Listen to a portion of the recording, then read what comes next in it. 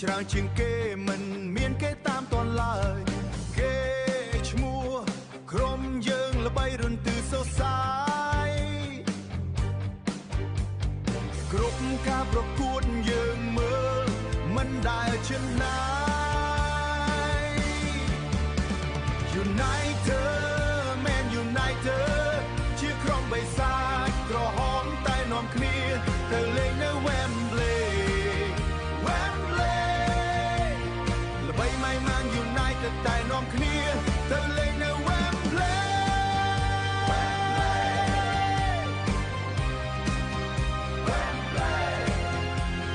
ល្បីយ៉ាង Man United តែនាំគ្នាទៅលេងនៅ Wembley យើងជាក្រុមធំមានក្តីស្រមៃវែងឆ្ងាយគ្រប់រដូវកាលតាមប្រមាញ់ពៀនទាំងឡាយបិសាចក្រហមជាឈ្មោះល្បីសរសើរអ្នកគាំទ្រក៏មិនដែលធុញទ្រាន់ជាណាយ United Man United ជាក្រុមបិសាចក្រហមតែនាំគ្នាទៅលេងនៅ Wembley ល្បីម៉ៃម៉ាន United តែនាំគ្នាទៅលេងនៅ Wembley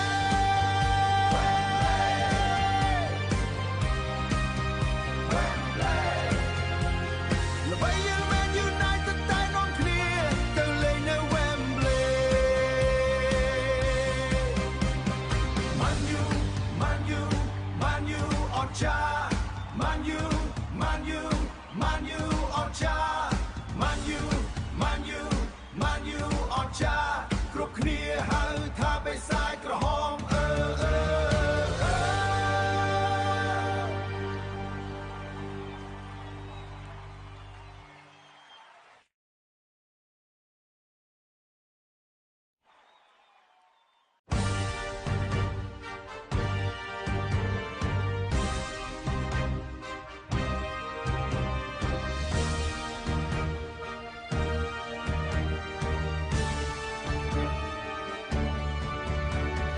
Man U Man U Man U អត់ចា Man U Man U Man U អត់ចា Man U Man U Man U អត់ចាគ្រប់គ្នាហៅថាបិសាច បាទសូមគោរពជំរាបសួរប្រិយមិត្តដែលកំពុងតែតាមដានទស្សនានៅក្នុងកម្មវិធីបាទអ្នកគាំទ្រក្លឹបបិសាចក្រហមនៅស្រុកខ្មែរបាទថ្ងៃនេះឃើញថាបទថ្មីបាទគេថា cover ថ្មីប៉ុន្តែសប្តាហ៍ក្រោយគឺយើងនឹងបន្តដូរ cover ដែលមានគុណភាពជាងនេះហើយបទព្រោះពេកបាទឃើញថាបងប្អូនយើងដូចជាចង់ឲ្យតន់ចូលទេចង់ស្ដាប់មើលមកជុំទៀតណាបាទជួបជាមួយនឹងមនីជាមួយតារងត្រែបាទសួស្ដីតារងមនីបាទសួស្ដីបងបាទបែកគ្នាមករយៈអត់អីសុខសប្បាយដែរ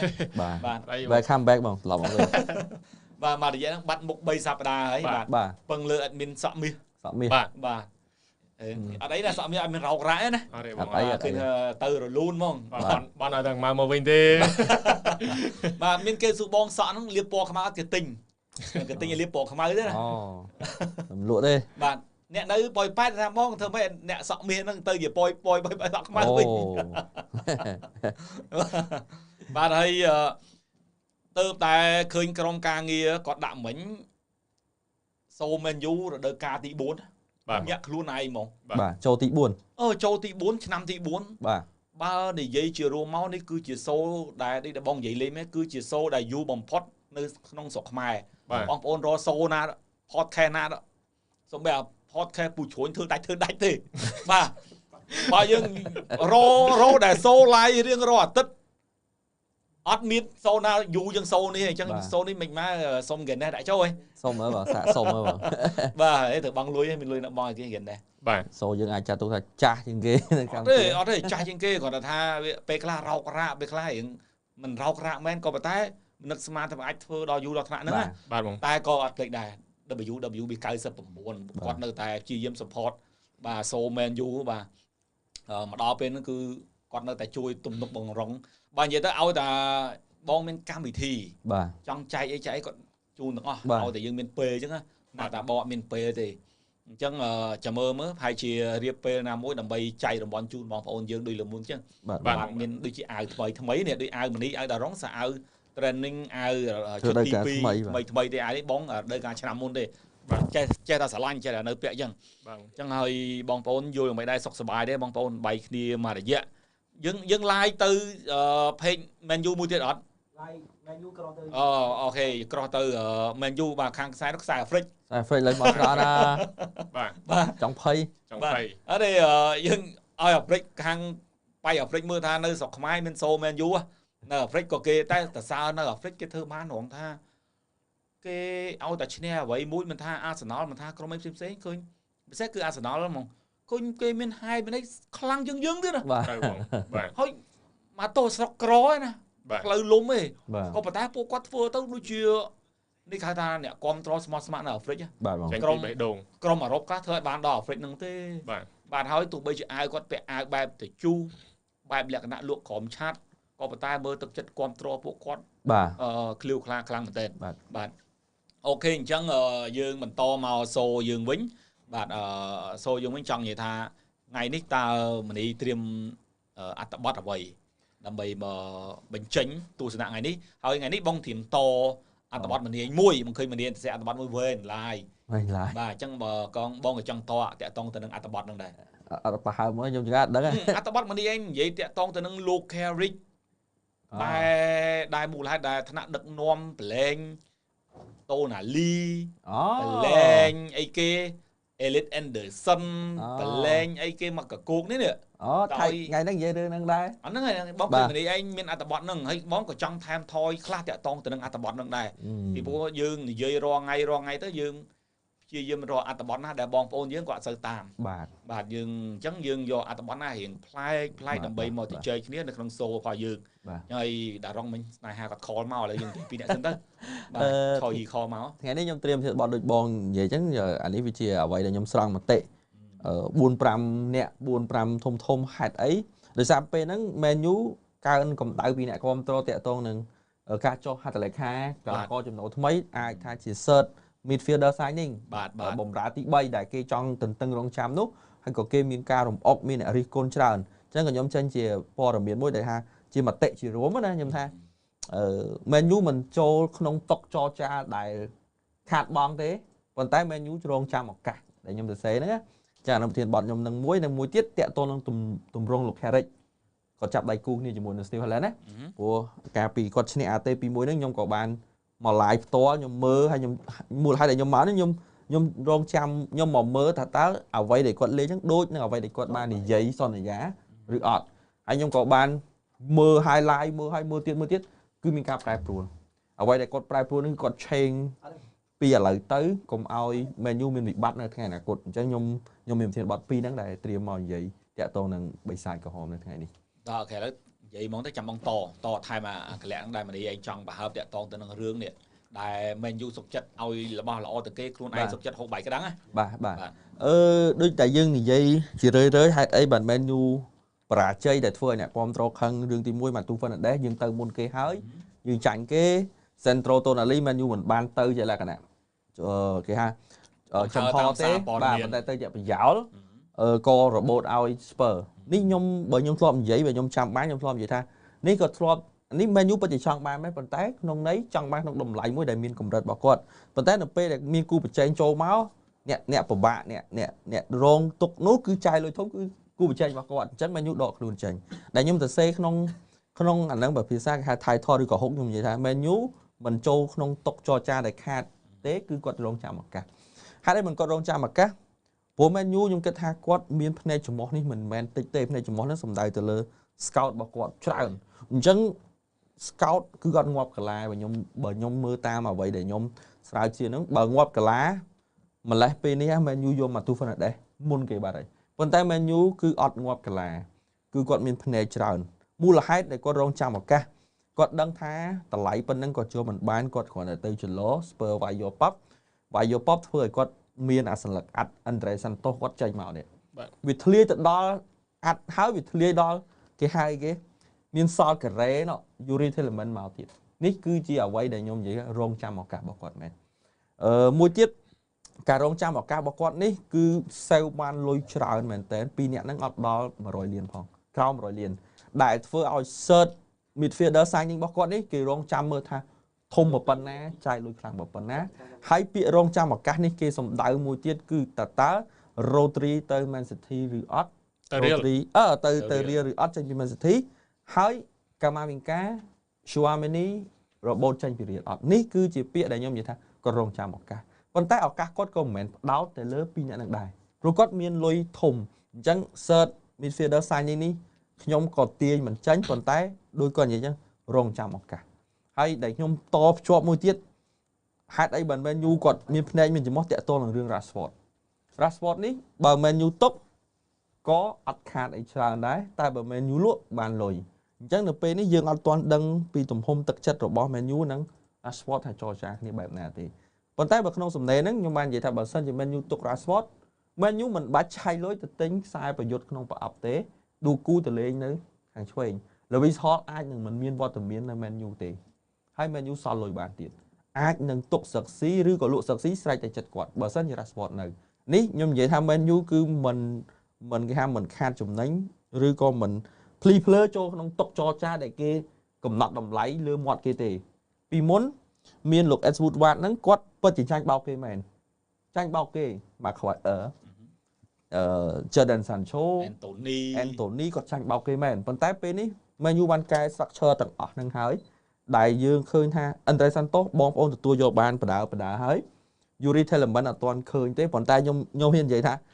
បាច់បារម្ភទេ Yuri Tielemans នេះគឺដឹងតែលេងបានហើយល្អមិនល្អគឺលេងបានតែមកខ្លាចដូចម៉ោនបាទអូខេដូចម៉ោនអាហ្នឹងយើងអត់ដឹងព្រោះមករយៈនេះ Tielemans ពីរដូវកាលចុងក្រោយអាសាររបួសខ្លាំងណាស់នៅ Aston Villa ហើយក៏អត់សូវ full ប្រហែលទេបាទប៉ុន្តែទទួលស្គាល់ថាគាត់បំរើប្រយោជន៍ល្អមែនទេបាទអញ្ចឹងតាក់ទងនៅរោងចាំឱកាសនេះមិនផ្ដោតលើ Tchouaméni ទេប៉ុន្តែខ្ញុំអាចថាមានអ្នកនៅ Premier League នេះមួយធំដែរអាចនឹងផ្្លាត់មក Man U យើងមើលឃើញណាអញ្ចឹងក៏ខ្ញុំអត់ហ៊ាននិយាយទុកមុនដែរកុំឲ្យខុសអញ្ចឹងបងប្អូនថាប្រហែលជាមិនទិញទេប៉ុន្តែខ្ញុំថាទិញ search midfielder signing គឺត្រូវតែទិញឲ្យគាត់ទិញប៉ុន្តែរងចាំឱកាសគឺពាក្យដែលខ្ញុំនិយាយហ្នឹងគឺនៅវិនាទីចុងក្រោយព្រោះអីវិនាទីចុងក្រោយហ្នឹងកីឡាករហ្នឹងមកបាច់ប្រស៊ំឯងគឺលេងបានហើយឥឡូវគិតមកដល់ពេលនេះ Man U យកបានបំរើ Tielemans មួយ Andre Santos ស្ថិតនៅតំបន់ណាបំរើកណ្ដាលជំនួស role Casemiro បាទអញ្ចឹងបំរើប្រយុទ្ធលើបំរើការពារអូខេអត់បាក់ទេគឺខ្សែបំរើខាងឆ្វេងបាទដែលប៉ុន្មានថ្ងៃនេះគឺ Lewis Kelly ជាមួយនឹង Lewis Hall កំពុងតែធ្វើឲ្យសារព័ត៌មានផ្សារជាប់ខ្លាំងមែនទែនជាមួយនឹង Manchester United ខ្ញុំថាពីរអ្នកហ្នឹងគ្រាន់តែចេញមកទៅមើល Man U จะចេញព័ត៌មានអញ្ចឹងដើម្បីធ្វើអីសុកយក Lewis Hall អត់បានទេតែចេញ Scully មកដើម្បីទៅឥឡូវមានម្នាក់ទៀតបងភ្លេចឈ្មោះព្រឹកមិញបងឃើញ search ឃើញមានម្នាក់ទៀតហើយនៅអេស្ប៉ាញហ្នឹងបាទមកទៀតមួយទៀតហើយបាទនៅ Juventus មួយទៀតJuventus បាទតែភ្លេចឈ្មោះហើយមកម្នាក់ទៀតហើយក៏ប៉ុន្តែ Carey គាត់បាននិយាយថារដូវកាលហ្នឹងគាត់យក3ឥឡូវបាន2ហើយអញ្ចឹងនៅតែឆ្វេងទេណានៅតែឆ្វេងមួយទេឥឡូវបងបកទៅប្រធានបទរបស់មនីតាក់ទងថាអីគេស្លឹកអាត់សល់ក្រែសល់ហាយឥឡូវបើយើងនិយាយអំពីកំហឹងរបស់អ្នកគ្រប់គ្រងវិញបាទថាជំមែនយូឆ្នាំឈួតទេតូណាលីសុកចិត្តប្រយោស្ពើឆាប់បាត់បាទអីគេ Fernandes Matheus Fernandes ល្អគេយកបាត់ទៀតនៅ Elliot Anderson គេយកបាត់ទៀតបាទគេយកបាត់ទៀតបាទអញ្ចឹងធ្វើឲ្យអ្នកគ្រប់ទៅថាMan U មិនបើឈួតដល់ឋានៈហ្នឹងមិនបានសុកចិត្តឲ្យកីឡាករដែលល្អត្រូវបានក្លឹបដទៃទៀតយកទៅបានអញ្ចឹងបាទអត់ចង់បញ្ចេញពីនេះហីបើយើងនិយាយថាចង់តាថាបើចង់មិនបានគួរតែយករបស់ល្អ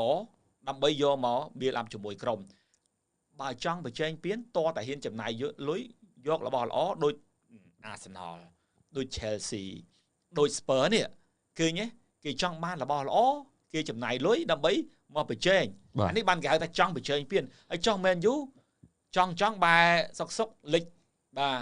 ទ 3 គឺ3ប៊ិចមកពីណាពីណីទៅដែលអ្នកគ្រប់គ្រងមួយចំនួនគាត់ពិបាកក្នុងការទទួលយកក៏ប៉ុន្តែពួកគាត់នឹងអាចទទួលយកបាននៅពេលដែលក្រុមរបស់លោក Carrick គាត់ឆ្នៃបាន បាទ បើនិយាយភាសាឲ្យខ្លី Carrick ក្រុមរបស់គាត់ប្រៀបដូចជាកុងខ្សែអីហីគេជាងតងចឹងប្រៀបដូចជាជាងតងហ្នឹងគឺសុកចិត្តដើរទៅទិញត្បូងទិញពេជ្រពីអ្នកដែលកំពុងតែរែងនៅអាកន្លែងតំបន់រ៉ែហ្នឹងណា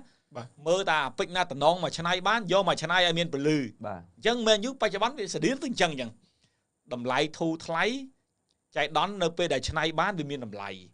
បាទតែបើយកអាពេជ្រដែលគេឆ្នៃឲ្យស្រាប់វាដូចនឹងទិញកីឡាករយ៉ាងកីឡាករដែលរបស់ល្អហើយគេដោះខាត់ស្អាតហើយទីផ្សារក៏វាថ្លៃតាមនឹងដែរអញ្ចឹង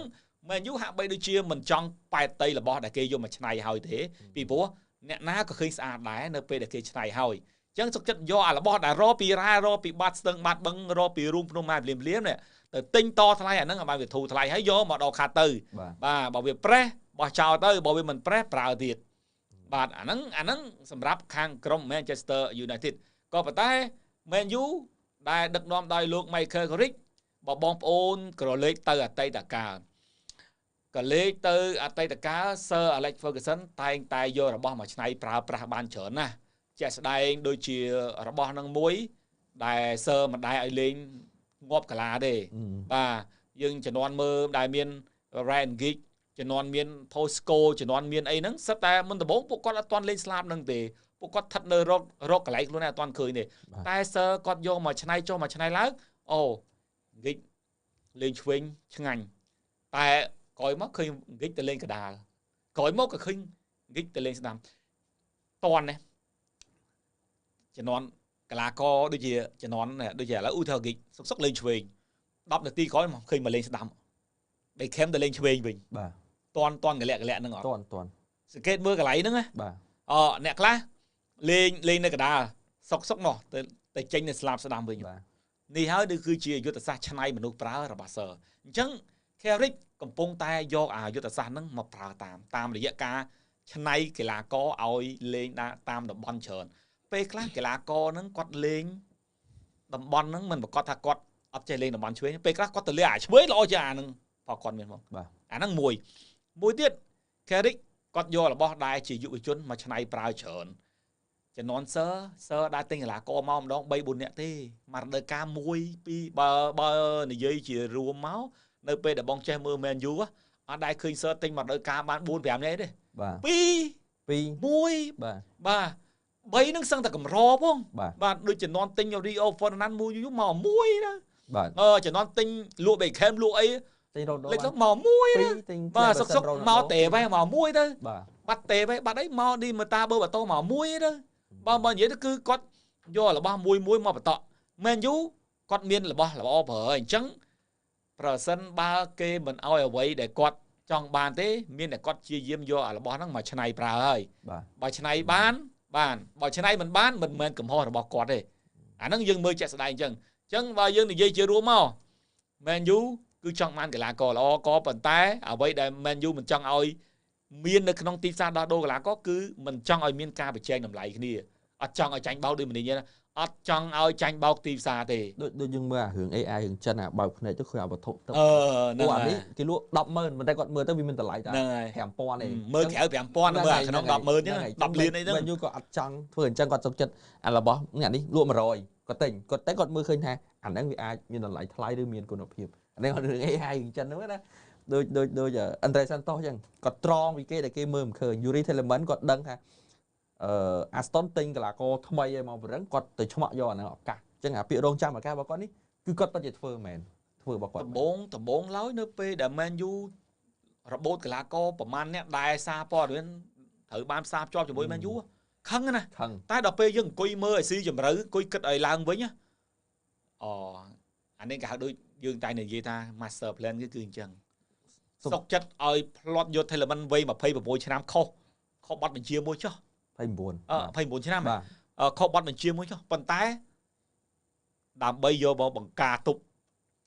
ពីព្រោះបើមិនយក Tielemans មកបង្ការទប់ទេមិនសុកគាត់ទៅចោលអីគេកីឡាករតឡង់តានេះសិនអី Anderson ទេបាទពីព្រោះ Anderson កម្រោក Man U មិនមកយកមកលេងឥឡូវទេ យកមកដើម្បីអភិវឌ្ឍសមត្ថភាពទៅលើការក្រោយអីណោះ បាទ តែនៅពេលដែល Man U របូតរបស់ល្អៗគេទៅឆ្មក់គេទៅធ្វើបាបគាត់ខ្លាំងពេកគាត់សុកចិត្តចោលកីឡាកររូបហ្នឹងឆ្មក់យក Telemann ដើម្បីអីជួយទប់បង្គោលពីព្រោះបើយកអាខ្ចីមកខ្លាចទៅត្រូវខ្យល់ត្រូវជូរភ្លៀងវាទប់មិនជាប់អញ្ចឹងត្រូវបង្គោលណាមួយឲ្យរឹងមាំបាត់ពិសោធន៍ស្រាប់គឺមានតែ Yuri Telemann ហ្នឹងហើយបាទអាហ្នឹងយើងមើលជាក់ស្ដែងទាំងអស់គ្នាហើយគាត់សុកចិត្តចោលកីឡាកររូបហ្នឹងទៅឥឡូវនេះកីឡាកររូបហ្នឹងគឺបន្តកុងត្រារយៈពេលវែងជាមួយអាតាឡង់តាបាត់ហើយបើគេរបួសមិនអាតាឡង់តាសុំបន្តរយៈពេលវែងទេតែដោយសារតែរបស់ដែល Man U គឺគេធ្វើបាបគាត់ខ្លាំងពេកអញ្ចឹងគាត់ត្រូវតែមានទប់ភ្លឺក្រោយបាទអានេះបងសង្កេតឃើញទេមិនមែនគាត់ចង់ចោលកីឡាករហ្នឹងទេក៏ប៉ុន្តែរបស់ដែលគាត់ត្រូវយកគេទៅកាត់មុខត្រូវហើយគេ hijack hijack គាត់មុនធ្វើបាបគាត់មុនដល់ពេលអញ្ចឹងគាត់មានតែប្រើក្បាច់ហ្នឹងមកវិញបាទសុខចិត្តយករបស់ណាមួយគុណភាពដែលមានទម្ងន់ណាមួយយកមកទប់សិនរាវរហទៀតយកដោត្បូងពេជ្រទិញពីជាងកុងខ្សែជាងតងអីណាតទៀតទៅអានេះអ្វីដែលបងសង្កេតមើលឃើញយុទ្ធសាស្ត្រតែរបស់ Man U អញ្ចឹងមានន័យថា Man U ទទួលស្គាល់ថាពីរដូវកាលនេះគាត់ដើរទីផ្សារបានល្អគាត់រក្សាហិរញ្ញវត្ថុគាត់រក្សាឲ្យបានល្អមែនទែនគួរឲ្យចាប់អារម្មណ៍2ឆ្នាំហ្នឹងដែលខ្ញុំឃើញឆ្នាំទី1គឺដៅអ្នកណាយកអ្នកហ្នឹងបងចុះបងមិនអស់អាជ្រូកអារឿងអា Lemon ហ្នឹងអត់ទេគាត់ដៅអឹមបមូគាត់ដៅយួរគាត់យកអឹមបមូដៅខូញ៉ាគាត់យកខូញ៉ាប៉ុន្តែដល់កាលនេះអត់មានណាមកដើមដៅមានអឹមបមូមានខូញ៉ាមានឥឡូវមកដើមគ្មានអាណាហ៊ានទៅចាយលុយចឹងអត់តែប្រជែងដល់បអ្នកផ្សេងនេះតូណាលីទៅជែក5-10នាទីមកស្ពើហ្នឹងអ៊ីតាលីដូចគ្នាហ្នឹងហើយអ្នកផ្សេងស្អាតតែលុយចាយលុយសាប៉ែតដូចអីគេMan U មិនផ្សារភ្ជាប់ជាមួយនឹង Morgan Roger ទៀតណោះសុក Chelsea យក125លានផោនប្របែកប្រវត្តិសាស្ត្រណាទេនោះមិនណាប្រកាស125លានផោនហ្នឹងលេងល្អដូចទិនវីណាលោកមើលតែអ៊ីសាកលីវើពូលទិញមកថ្លៃជាងគេមើលវាបើនៅកប់ភក់នៅឡើយហ្នឹងណាបងប្អូននិយាយថាថ្លៃអាហ្នឹងទទួលស្គាល់ឲ្យគុណភាពក៏មិនដល់ប៉ុន្តែនៅអង់គ្លេសគេមានច្បាប់មួយគេហៅគេ home ground player ហ្នឹងគឺចាំបាច់គឺទៅទិញត្រូវលើកស្ទួយវិស័យកីឡាករអង់គ្លេសហើយវាត្រូវច្បាប់ទៅអីចឹងហេតុផលថ្លៃគឺតែប៉ុណ្្នឹងឯងបើសមត្ថភាពគាត់ក្រោម80លានផោនទៀតណាបើបូកតាំងអាយុគាត់ណាយកអាយុគាត់គ្រាន់តែយកអាយុគាត់មកឲ្យកុងត្រាគាត់វា50លានផោនបាទហើយនៅអាគេថ្លៃ agency fee ថ្លៃ club ចំណេញថ្លៃអីទៀតវាក្នុង80លាននឹងឯងប៉ុន្តែដោយសារច្បាប់កីឡាករអង់គ្លេសអញ្ចឹងគឺអត់ខ້ອຍតែពិតមក Roger នេះវាជាសង្គ្រាមអាសនលជាមួយ Chelsea London អាសនលចង់យកពីនឹងបានហើយ Chelsea លោទៅផ្លប់យកមកកាត់កុំឲ្យអាសនលយកដូចជាទិញផ្ដាច់កុងត្រាបាទ Chelsea ទិញតែកុងត្រា125លានផោនហ្នឹងបាទឥឡូវអាសនលទៅឃើញ Bruno Guimaraes គេណែកមុតមែនឥឡូវមិនប្រៀបធៀប Bruno Guimaraes ក៏29ដែរណា28ណា29ដែរណាថាស្មើ Yuri Tielemans ចុះប៉ុន្តែតម្លៃខុសគ្នាឆ្ងាយណាមួយចង់ក្បែរ70-80លានផោនណាYuri Tielemans ថា35ឯងអានេះខ្ញុំនិយាយគុណភាពបែបណាយើងអត់ទាន់ដឹងតែគាត់ថាបើធ្វើមើលលើអាយុមើលលើសមត្ថភាពលេងបច្ចុប្បន្នក្លឹបពីរហ្នឹង Newcastle អត់បានលេង Champions League ទេតែ Aston ឈ្នះ Europa League លេង Champions League រដូវកាលនេះហើយ Yuri Tielemans ចេញមកវិញហ្នឹងបងមើលហ៊ានតែ Newcastle លក់ Lewis Hall មក Man U ទៀតណា Leicester calling ហើយតែប៉ុន្តែអត់មានផលទៅ League Championship ហើយអត់មានលក់អស់ទុកទេតែឥឡូវ reject បាត់ហើយ reject អីគេ reject Arsenal បាត់ហ្នឹង reject ព្រោះហេតុផលអត់មានទុកទេគ្រូក៏ចេញកីឡាករធំមកហើយអញ្ចឹងគាត់គឺ fresh restart ដែរហើយកីឡាករនៅក៏ខ្វាត់អត់បានអីដែរកីឡាករអត់មានអារម្មណ៍លេងទេអញ្ចឹងលក់បានលុយចំណេញកន្លែងដែលលោក Andy Howe ចេញពី Newcastle វាគឺជាដំណឹងល្អសម្រាប់ Man U មិនចឹងមកកីឡាករបាក់ទឹកចិត្តកីឡាករធ្លាប់តែស្រឡាញ់គ្រូនឹងប្រើគាត់ល្អគាត់យកចិត្តសុកជុកលក់កីឡាករល្អដែលជាសរសៃឈាមបាទសរសៃឈាមរបស់ Newcastle ចេញអស់ពួកម៉ាក់ទៅបាត់អស់ទៀតនៅលេខគ្រូដើរចេញទៀតនេះ Lewis Hall Livramento អីហ្នឹងមុនក្រោយទេបាក់ទឹកចិត្តហើយ Man U ងាយស្រួលក្នុងការចរចាពេលខ្លះ Lewis Hall ដាច់កុងត្រាហ្មង90លានផោនតែទិញហ្មងញ៉ៃដាច់យកបដ ாய் ថ្លៃពីព្រោះវ័យ21ឆ្នាំហ្នឹងបាទហើយ Man U ទិញផ្ដាច់ទៅកុងត្រាប្រហែល10ឆ្នាំឬក៏ដូចកៃសេដូអីទៅមកសឹងថា7-8ឆ្នាំអីទៅបាទមើលមិនឃើញហើយ tụi bây giờ ná có Man U cái sao là chỗ đi pí đó từ Lewis Kelly và cô Lewis nè cái Arsenal về nghĩ luôn dương thế sầm khăn lứa ta đầm lấy đạch contra của man khơi cái đã lấy mình cầm rô thằng miên đầm lấy đạch contra thằng lấy na mình cầm rô thằng lấy và Scully nó lỏ kia có lỏ đằng pí nó lỏ đôi kia Scully nó bờ mơ có sai cà phê chơi này chơi đằng pí nè bờ mơ là chả có sai có du tới lên bồng ra cả đá hay là tới lên bồng ra được bạn biết đó là vì sao lên đi chia bán buôn tầm rồng chào này bán buôn tầm rồng này bong mớ còn ai lên lơ lên cào anh nên chung một chuối bồng ra cà phê cả đá bạn khơi cái đạn quạt tuần ti quạt lên màn trần rồng của đá xin quát cứ chơi này cái lại lục xo nữa này và cô đời là bom men vũ cứ chọn bán làm bây ấy tục bày áp lục xo và lục xo kia chưa men vũ hạ bây được chia ca chưa chia ấy thì của ta vũ ta nó bố con và chẳng làm mối men vũ chăn lấy thời là bồi trào bạn bà mình miên nhẹ chui bày áp kia tế bạn này cứ phạt thích được cú là người khang này thì của phạt thích được cú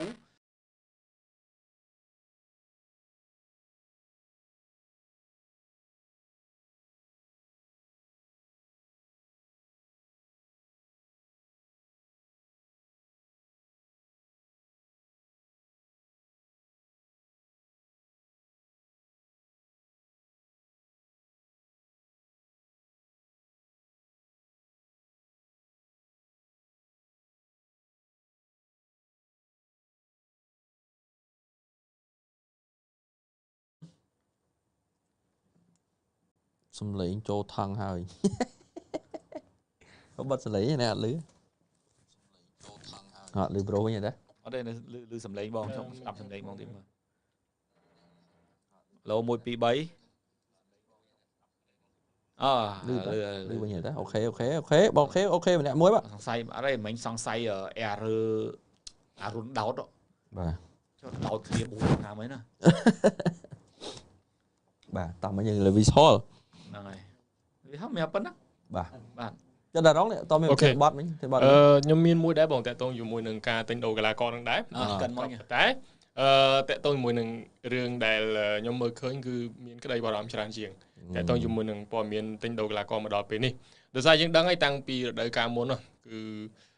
dương mơ khơi tham mùi đời ca bên như cứ đời ca mấy dương đại ca thời ca là con tràn hay ca đó cứ anh nâng cho lọt pi tinh phát bay và tha xong là móm dương anh vậy và tha buôn từ phạm nè là dương tinh bàn buôn nè có bàn tay dương anh vậy bàn tha tinh tập pi nè cho đời xa tại pi nè tiết cứ chỉ dụ chôn đi nè chăm thi đại thì pi mà nè hay một tiết nè chăm thì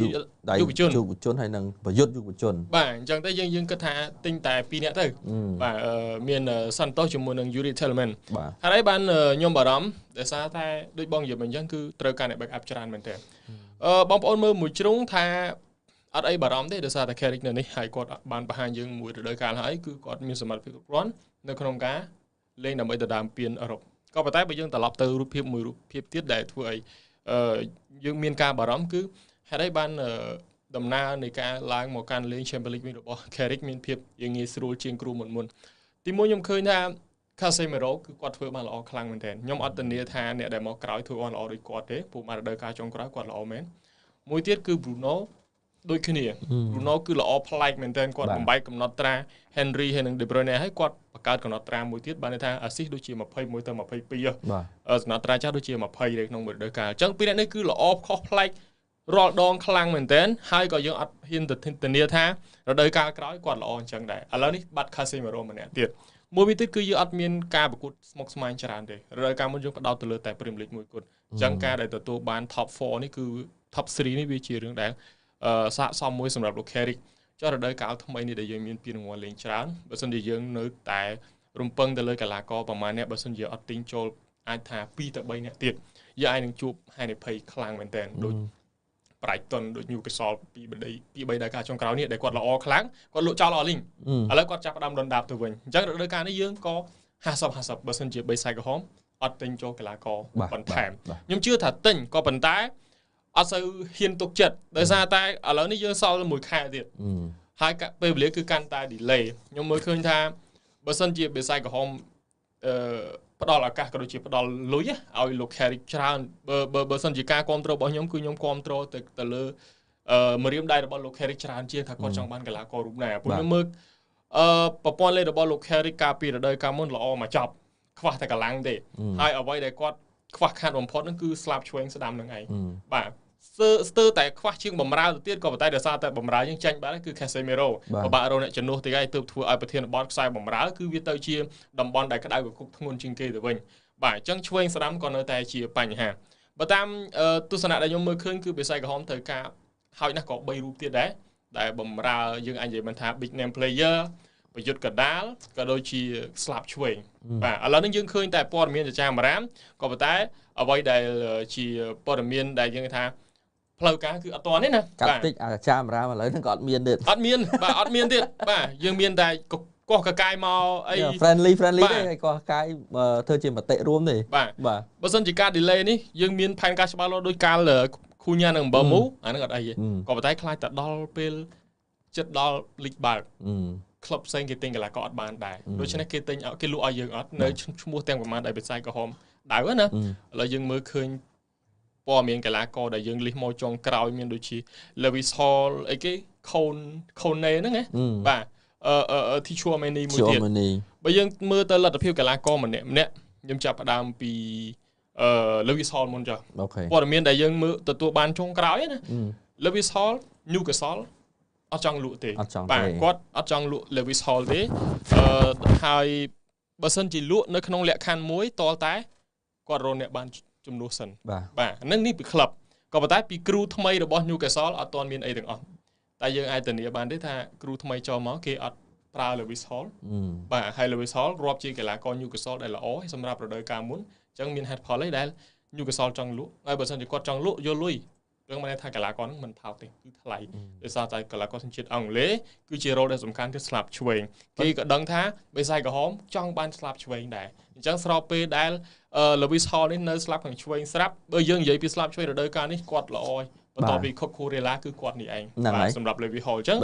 តម្លៃខ្លួនគាត់អត់ថោកទេគឺថ្លៃមែនទែនបាទអញ្ចឹងពិបាកនៅក្នុងការបើសិនជាយើងពយាពេលណាយើងមួយចានទឹកមួយចានគោកទេតែពយាពេលហ្នឹងទៅ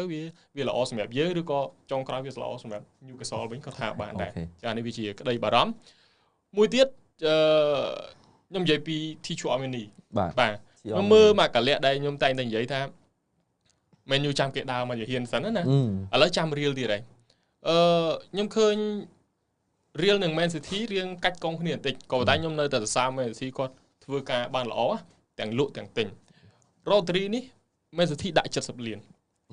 Real ឲ្យ50បាទឲ្យ50ក៏ប៉ុន្តែ Man City ថាអត់លក់ទេគឺជាមួយ Real មួយគឺ Man City អត់លក់ថោកហ្មងគឺដាច់ខាតត្រូវតែ70លានផោនទាំងដែល Rodri សល់កុងត្រាតែមួយឆ្នាំទៀតទេមិនធីហ៊ានមែនទេណាបាទក្លឹបផ្សេង40ឬក៏50លានហើយកីឡាកររៀងចាស់ប៉ុណ្ណេះហើយគេលក់បាត់ហើយយកលុយ50លាននឹងបាត់ហើយតែ Man City ថាអត់ទេដោយសារតែ Rodri គឺជាកីឡាករល្អរបស់គេពី3រដូវកាលចុងក្រោយហើយគាត់ល្អមែនគាត់ម្ចាស់ពាន Ballon d'Or ក៏ដូចជា World Cup បាទអញ្ចឹងគឺដាក់70លានផោននេះគឺ Man City មើលឃើញថាស័ក្តិសមបើមើលទៅតាម performance របស់គាត់តែតាមរយៈកុងត្រារបស់គាត់យើងឃើញថាគាត់រៀងថ្លៃប៉ុន្តែខ្ញុំនៅតែគិតថា Real ហ៊ានទិញអញ្ចឹងបាទមកដល់ពេលកលៈមួយទៅថា Real ត្រូវការមែនតើណាពួកខ្ញុំមើលឃើញការពីគាត់ទិញ Hazard ដូចគ្នា Hazard សល់កុងត្រាមួយឆ្នាំចុងក្រោយជាមួយ Chelsea Real ហ៊ានទិញប្រហែល100បាទ100លានអញ្ចឹង Real នៅតែហ៊ានទិញអញ្ចឹងតលតែ Rodri ទៅ Real បាន Real បញ្ចេញ Camavinga ឬក៏ Tichu Amini បាទតាមត្រូវនៅពេលដែល Real ឃើញ Man City រៀងឈឺចាប់ដែរគាត់ធ្លាប់ថាបើទិញអាប៉េចាំមួយឆ្នាំដាច់កុងត្រាខ្ញុំយកមកគាត់យក free agent បានច្រើនណាស់ហើយបើសិនជាគាត់ទិញបាន Rodri សល់កុងត្រាមួយឆ្នាំចុងក្រោយឲ្យគាត់70លានអញ្ចឹងគាត់រៀងឈឺចាប់ដែរក៏ប៉ុន្តែធ្វើមិនត្រូវការហើយបាទអញ្ចឹងគាត់អាចនឹងមកធ្វើបាប Man U វិញខ្ញុំទិញ Rodri កុងត្រាមួយឆ្នាំខ្ញុំចាយអស់70លានរឿងអីដែលខ្ញុំលក់ឲ្យ Man U Tichu Amini ក្មេងកុងត្រាសល់គួរសមបាទនៅមានអនាគតវែងឆ្ងាយទៀតរឿងអីដែលលក់ឲ្យ70ទៅ80លានអញ្ចឹងវាអាចនឹងឡើងតម្លៃធ្វើឲ្យពិបាកដល់បេសាយក្រហមដែរអានេះខ្ញុំមើលឃើញពីផលវិបាកនៅក្នុងការធ្វើការមកដល់ពេលនេះណាដែលយើងថាចាំគេដើមមកយូហ៊ានសិនមួយទៀតគឺខូនដែលជាខ្សែបំរើដែរខូននេះអ្វីដែលយើងទទួលបានចុងក្រោយនេះគឺអត់ចង់នៅរ៉ូម៉ាទេបាទក៏ប៉ុន្តែបេសាយក្រហមក៏ លេងបានថាបច្ចុប្បន្ននេះគឺដោយបងនេះយ៉ាងម៉េចហ្នឹងគឺអត់មានព័ត៌មានចចាមអារាមអីទាំងអស់បាទក៏ប៉ុន្តែបើសិនជាបេសាយក្រហមនៅតែស្ទាក់ស្ទើរណាពួកអីបច្ចុប្បន្ននេះគឺមានក្លឹបពី Premier League ទៅបន្ថែមទៀតបាទតាក់ទងជាមួយនឹង Khone ដូចជាខ្ញុំចាំអត់ច្បាស់ដូចជា Chelsea មិនដឹងឬក៏Liverpool មួយទៀតបាទបើសិនជាមានការចូលទៅចរចាមុនបេសាយក្រហមច្បាស់ណាស់គឺពិបាកតិចដែលយើងមានលទ្ធភាពនៅក្នុងការទៅយក Khone នេះព្រោះខ្ញុំរៀបរាប់ពីខ្សែបម្រើ 2-3 នាក់នេះគឺឃើញថា Khone នេះដែលជាសមត្ថភាពដែលតម្លៃស័ក្តិសមណាតម្លៃសមរម្យជាងគេក្មេងៗដទៃទៀតគេសិតក្បែរ100 លានក៏ប៉ុន្តែឃើញថា Khone ម្នាក់នេះគឺគាត់មានតម្លៃមួយដែលសមរម្យបាទស័ក្តិសមជាមួយនឹង performance របស់គាត់នៅក្លឹបក៏ដូចជាជម្រើសជាតិឥឡូវអ្វីដែលជាការព្រួយបារម្ភគឺ Liverpool គ្រូថ្មីខណៈដែល Chelsea គេទើបតែចាយលុយហើយក៏ប៉ុន្តែក៏អត់ប្រកាសថាគាត់មិនចាយលុយបន្ថែមដែរណាចាយហើយបាទលោក Xabi Alonso ក៏ដូចជាបាទគ្រូថ្មីរបស់ Liverpool លោក Areola បាទបើសិនជាគេទិញបាន Khone មួយទៀតឥឡូវនេះគឺអស់បែកភាពតម្លៃធូរហើយនៅវេលាចុងក្រោយបំផុតយើងសម័យមើល 2-3 សប្តាហ៍ចុងក្រោយបើថាមួយសប្តាហ៍ទៀតគេបិទទីផ្សារហើយយើងអត់តបានទិញកីឡាករនោះទាំងអស់ងាកទៅថ្លៃងាកទៅមិនមែនតម្លៃដល់ឥឡូវ50-60អីគឺសិតតែ80ឬ90លានហ្នឹងហើយវាជាហានិភ័យដែលធ្វើឲ្យមានការព្រួយបារម្ភទៅវិញទេហើយយើងមើលឃើញគ្រប់គ្នាបើសិនជាមិនទិញថែម2-3នាក់ទៀតទេវាជារឿងដែលបារម្ភខ្លាំងបំផុតហើយបាទនេះគ្រាន់តែជាការព្រួយបារម្ភដែលខ្ញុំមើលឃើញទេបាទខ្ញុំបារម្ភត្រូវប៉ុន្តែបើខ្ញុំមើលឃើញពីជ្រុងមួយខ្ញុំគិតថាដរងនិយាយមិញថាម៉ាញូមានផែនការឥឡូវហ្នឹងផែនការអត់តដាក់ផែនការឬក៏មិនខ្ញុំចាប់អត់តប៉ុន្តែតើតើផែនការមុនគឺគាត់ដាក់មកចំប៉ុន្តែផែនការនេះរៀងខ្វាត់ខ្វែងត្រូវដូចគេគួរគេចាប់អីគេជន់ល្មើសដាក់ដៅភិនឡៃណាចាប់ពីណាទៅណាអញ្ចឹងខ្ញុំគិតថាមាននៅតែមានប៉ុន្តែទុកចុងក្រោយនឹងឯងចុងក្រោយនឹងវាឆ្ងាញ់ចុងក្រោយពួកអីចេះបច្ចុប្បន្នបើយើងយោងតាមឥឡូវនេះគឺបញ្ជាកីឡាកររបួសពេលលេងមិត្តភាពនេះអញ្ចឹងគាត់បញ្ជាបានដល់ពេលដែលគាត់បញ្ជាបានហើយកីឡាករ2រូបដែលគាត់យកចូលមកនេះលេងបានណាបាទអញ្ចឹងកីឡាករចុងក្រោយនឹងគឺយកចុងក្រោយទាំងអស់ហើយព្រោះអីយកមកដើម្បីទុក backup គ្រប់ជ្រុងជ្រោយនៃតំបន់បំរើការបម្រើកដាមួយទៀតបម្រើការពារមួយទៀតនិងខ្សែការពារស្លាប់ឆ្វេងឬក៏ប្រយុទ្ធក្នុងប្រអប់3រូបហ្នឹងប៉ុន្តែប្រយុទ្ធក្នុងប្រអប់តាក់ទងនឹង Rashford នៅមិននៅអាហ្នឹងការពារឆ្វេងគឺត្រូវតែកាត់ទិញអញ្ចឹងខ្ញុំគិតថាមានហើយមានហ្នឹងគឺមនុស្សដែលមកគឺលេងបានតែគាត់ទុកក្រោយគេដូច Chouamani មិនដឹងបាលេបាមិនដឹងអានេះខ្ញុំអត់ហ៊ាននិយាយណាបាទ Steeler មិនដឹងប៉ុន្តែបម្រើកដាបងប្អូនក៏ធ្លាប់បើកវងកញ្ចក់គាត់ស្រែកថាមើលមាន Maino មាន Bruno មាន Trey Santos Yuri Tielemans 4រូបហើយUgarte របួសអញ្ចឹងយើងអត់ទេជាមួយនឹងយើងដកហើយអត់នេះទេបាទអញ្ចឹងគឺមានតែ4នាក់ប៉ុន្តែត្រូវការម្នាក់ទៀតហេតុអីបានត្រូវការម្នាក់ទៀតអ្វីដែលខ្ញុំមើលទៅហេតុអីបើ Man U ត្រូវការមួយទៀតព្រោះ Man U គាត់ដឹងទៅថ្ងៃណាគាត់ថាគាត់មិនអាចរំពឹងទៅលើ Bruno បានទេបាទយក Yuri Tielemans នឹងមកគឺដើម្បីជួយកន្លែង Bruno កន្លែង Casemiro ជួយ Casemiro ផងប៉ុន្តែជួយ Bruno ហេតុអីបើខ្ញុំថាជួយ Bruno តាក់ទងនឹង IQ នឹងការ lead the game បាទត្រូវគឺកន្លែងហ្នឹងគឺអត់ត្រូវការរំពឹងលើ Bruno ទាំងស្រុងទេខ្ញុំចូលទៅប្រធានបទខ្ញុំដែលតាក់ទងថាទម្រង់លោក Carrick បានផ្លាស់ប្ដូរលោក Carrick លេងរដូវកាលថ្មីនេះអត់ដូចរដូវកាលមុនទេព្រោះគាត់និយាយហើយគាត់អត់ចង់ឲ្យទប់វាយបកតែមួយមុខទេគាត់ចង់ឲ្យ dominate the game ហើយដាក់សម្ពាធលើគេហើយមានការ transform អាទម្រង់ភ្លាមដូចបងនិយាយថាលោកតាសិលតាញដូខ្ញុំឃើញគាត់ចាប់ផ្ដើមប្រើធាតពិតគាត់ប្រើ 4-2-3-1 ប្រើចឹងរហូតប៉ុន្តែបើយើងទៅមើលលម្អិតណាគាត់ប្រើ 4-4-2 បាទគាត់ប្រើ 4-4-2 ឆ្នាំហ្នឹងយើងនឹងមើលឃើញហើយទម្រង់ពិតប្រាកដរបស់ Carrick នឹងចេញមកហើយបាទដើរឬមិនដើរដល់ហ្នឹងត្រូវតែបើនិយាយឲ្យរកទម្រង់គាត់ពិតប្រាកដខ្ញុំថារកត្រូវទេគាត់នឹងប្រើ 4-4-2 4-3-3 ប៉ុន្តែនៅពេលដែលខ្ញុំឃើញគាត់លេងពីប្រកួតនេះគាត់ប្រើ 4-4-2 4-4-2 ធ្វើឲ្យខ្សែប្រយុទ្ធក្នុងប្រអប់មានសេរីភាពក្នុងការលេងអត់ដូចអា 4-2-3-1 ឬក៏ជំនាន់អាមេរិកជំនាន់ចូលសេដែលឲ្យខ្សែប្រយុទ្ធក្នុងប្រអប់គឺត្រូវតែចងមុខអត់ឯ 4-2 ដូចមើលលោកតាសិលអីជួយការ៉ូនីចុះមកសាហាចុះមករូហ្វានីសរ៉យចុះមកអញ្ចឹងគាត់លេង 4-4-2 ដែលខ្ញុំឃើញពីអ្វីដែលគាត់លេងឲ្យចុងក្រោយគាត់ដាក់លេងយូរ៉ូលេងស្ដាំលេងអត់សូវមានប្រសិទ្ធភាពទេប៉ុន្តែនៅពេលដែលគាត់ rotate information ណាខ្សែការពារ3តាន់នឹងក្រហ្មង3តាន់នឹងក្រហ្មងខ្សែការពារ CB នេះ3វិញតែពេលទៀតពិត4អានេះវារៀងស្មុគស្មាញតែទម្រង់ប៉ុន្តែឃើញអ្នកឡើងជាងគេឃើញមើល C លេ C Chelsea បាទឃើញគឺគេថាគាត់ទៅសារគាត់ប៉ុន្តែ Chelsea យើងជុំវិញហ្នឹងយើងមើលគឺ4-4-2ហ្នឹងធ្វើឲ្យគាត់រស់តែទៅក៏លេង role number 10 role របស់ Bruno បាទ ហេតុអីបានរស់ខ្ញុំនិយាយថា Man U អត់ដឹងមុនថាអត់រំពឹងលើ Bruno ទេគឺគាត់ចង់បានបម្រើកណ្ដាលដែលលេងដោយមានទំនុកចិត្តនៅកណ្ដាលខ្លួនឯងហ៊ានចែកបានឯង Andre Santos និង Mason Mount ចាប់ដៃគូគ្នាល្អលេងបើខ្ញុំឲ្យបងប្អូនងាយយល់បើបងប្អូនចំណាំទៅវិញកាលពីមុនរដូវកាលមុនហើយមួយទៀតកីឡាករ Man U លេងប្រើឯកតជនខ្លាំងហ្មងប្រើលក្ខណៈ skill ដូច Casemiro ពេលខ្លះចង់ដាច់ខ្សោយបាទតំបន់ការពារហ្នឹងគឺតំបន់គេនិយាយតែតំបន់ការពារគឺរបស់ Casemiro បាច់លូកដៃឯងតំបន់នេះរបស់ Bruno បាច់លូកដៃឯងលេងតាមសមត្ថភាពព្រៀងនៃខ្លួនប៉ុន្តែទៅប្រដាក់នេះប៉ុន្តែឥឡូវអត់ទេ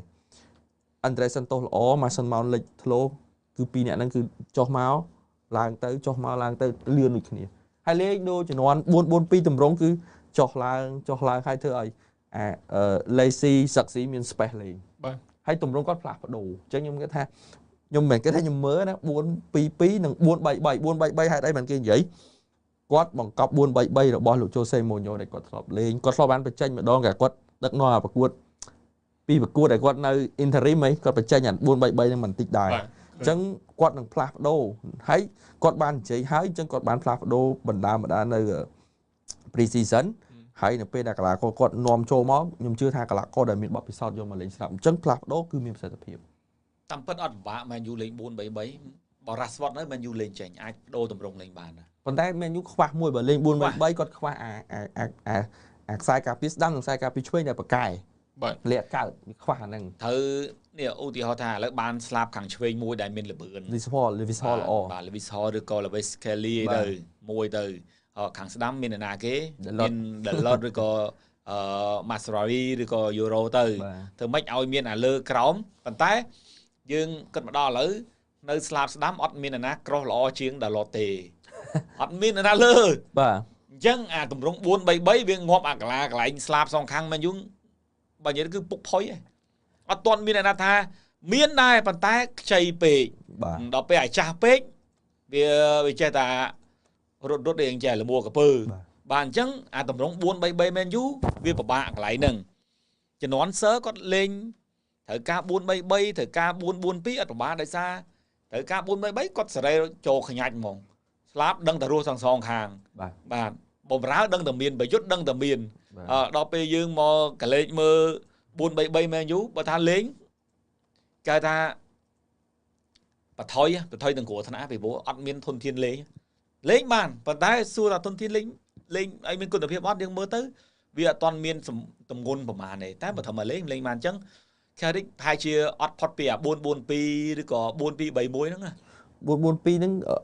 ឲ្យសេរីភាពទៅលើខ្សែប្រយុទ្ធច្រើនណាហើយសេរីភាពនឹងខ្សែប្រយុទ្ធច្រើនដូច Saxi អាចនឹងមានប្រសិទ្ធភាពនៅ 4-4-2 គាត់ហ្នឹងព្រោះ Saxi មានសេរីភាពមានទៅពេលដែលគេ open space វាបាក់និយាយវាមានដូចដែលភាសាគេនិយាយថា high block mid block ហើយ low block បាទនៅពេលដែលគេ high block Man U ក៏ Man U ត្រូវតែមានអ្នក2អ្នកច្បាស់នេះអញ្ចឹង Saxi មានបាល់លេងហើយអ្វីដែលខ្ញុំឃើញចុងក្រោយនេះបាត់អ្នកណាធ្វើបាត់បាល់អាហ្នឹងគឺត្រូវតែដេញបាល់ដេញយកទៅបាល់ឲ្យខូចដូចLacy Mount Saxi ខូចបាល់គឺត្រូវតែយកបាល់ឲ្យខូចហើយមួយទៀតក្នុងការ rotation ដូចបងនិយាយ rotation គ្នាគឺត្រូវដូរ 4-3-3 ដូរមក plate ហ្នឹងហ្មងត្រូវដូរ 4-4-2 ដូរមក plate ហ្នឹងហ្មងចាកន្លែងហ្នឹងបើនិយាយជារួមចេះលេងជាក្រុមប្រើសមត្ថភាពជាក្រុមអត់ប្រើឯកតជនទៀតទេ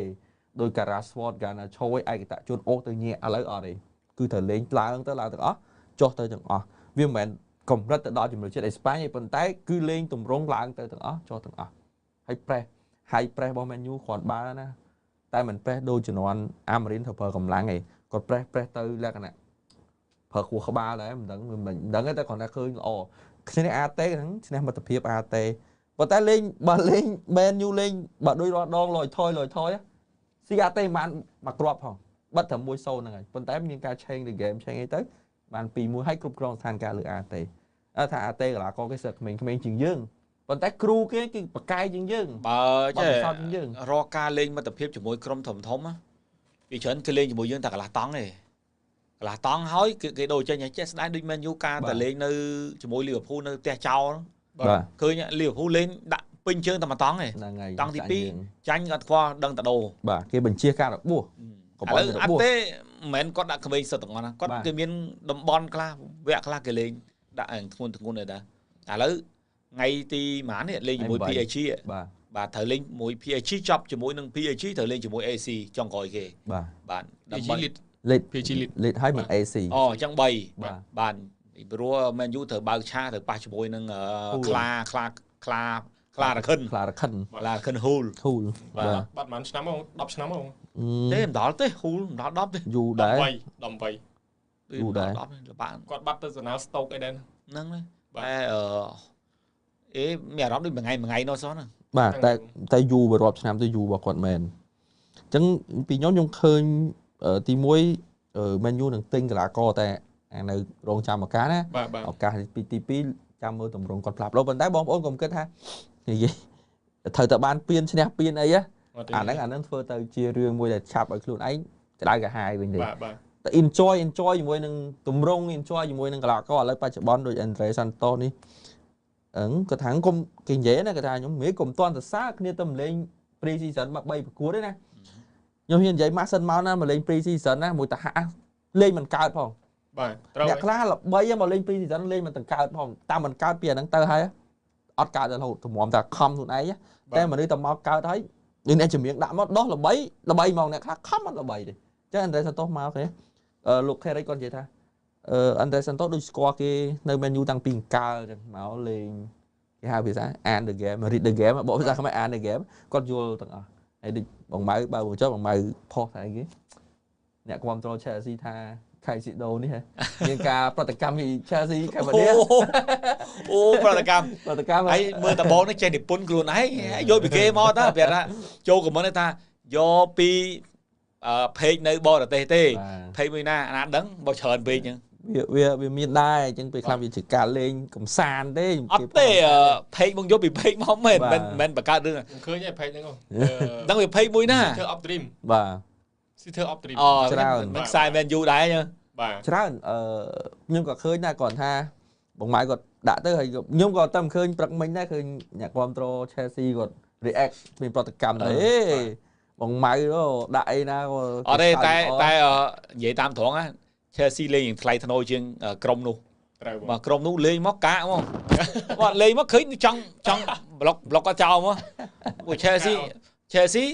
គាត់សួរគាត់និយាយមកប៉ុន្តែនិយាយបែបឆ្ងល់មើលសុំមើលអា page មួយណាទៅ report អា page នឹងចោលមកអញ្ចឹងណាបាទហើយអញ្ចឹងបងសុំតម្លាក់ report មកតិចមើលយើងវាភ្លេចpage វាអូច្រើនពេកបាទ page បតទេយើងឃើញច្រើនពេកអត់ទេក៏ប៉ុន្តែតសើខាង Chelsea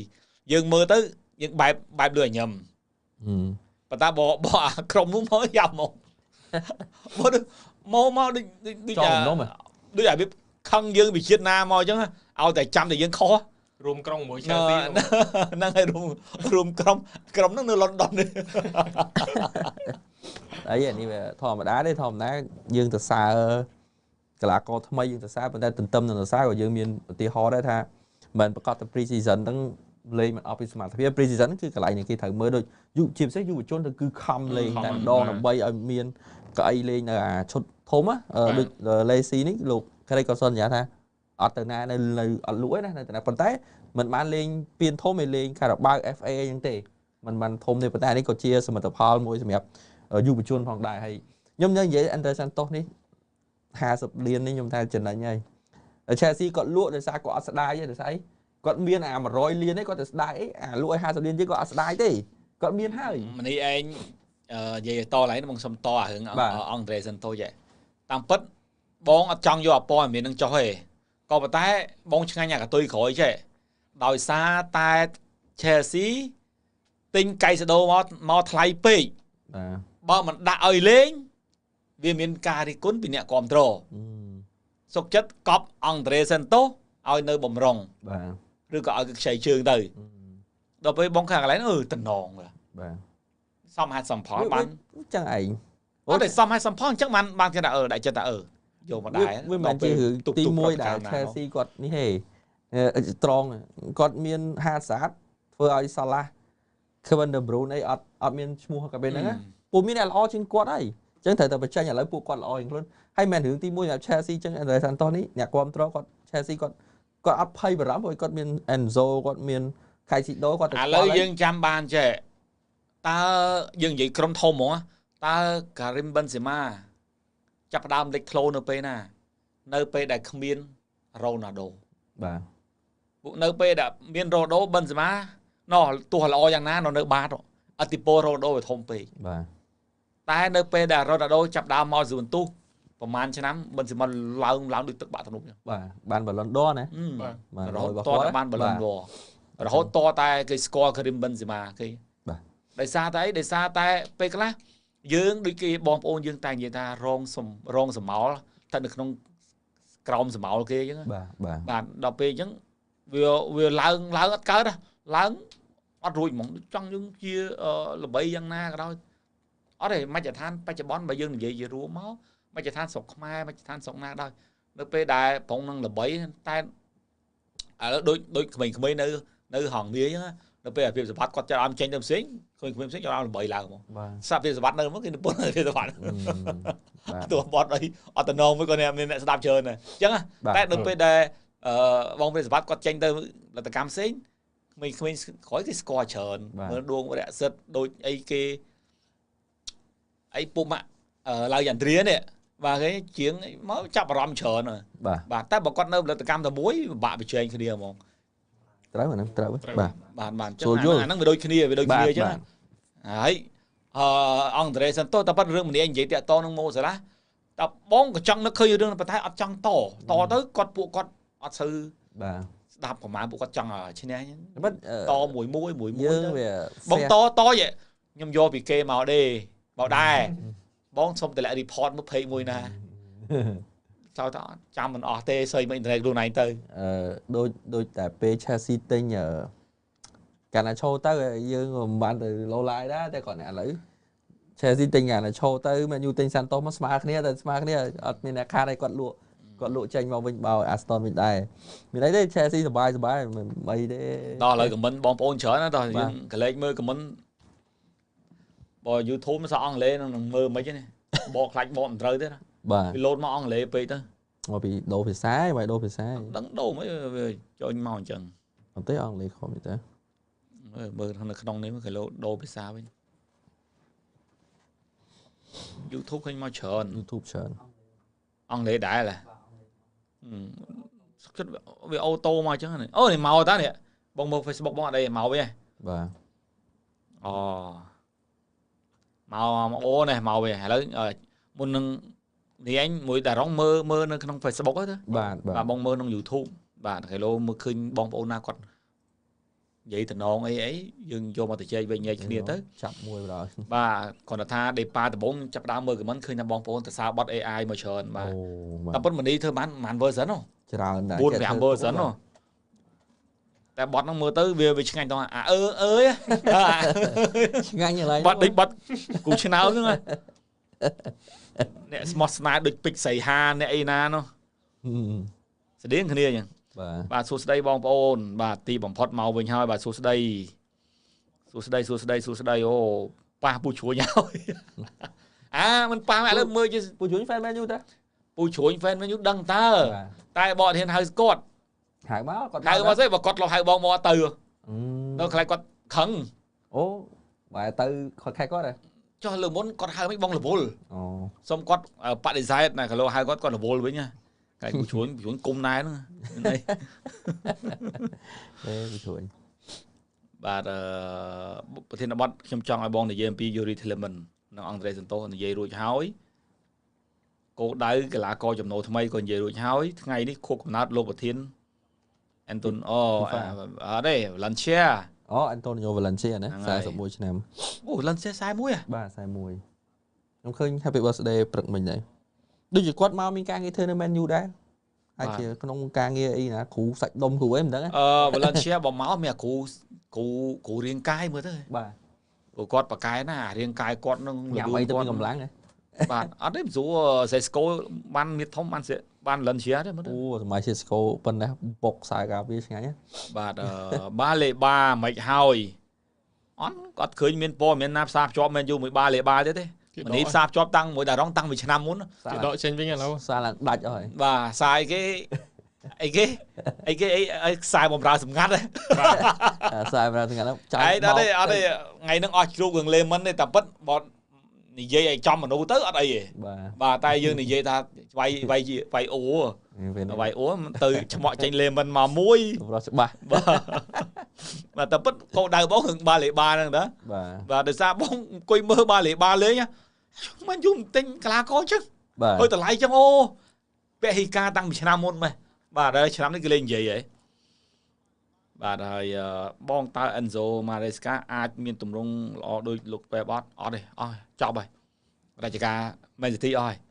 មិនស្រួលចូលរជ្ជកាល Arsenal និយាយមែនណាបាទឃើញ Arsenal ទិញមកល្អមែនតើគេចង់និយាយថាម៉ូតូឡានយន្តហោះគឺមានអស់ហើយតែគេនៅតែទិញម៉ូតូឡានយន្តហោះមកទៀតបាទអញ្ចឹងមានន័យថាសំបីតា Super Computer ទាយទាំង Arsenal លើកទាំង Premier League លើកទាំង UCL បាទអញ្ចឹង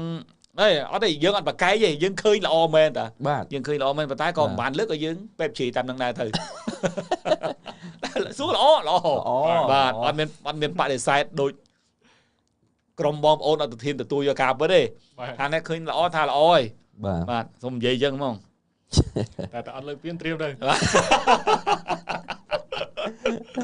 អូ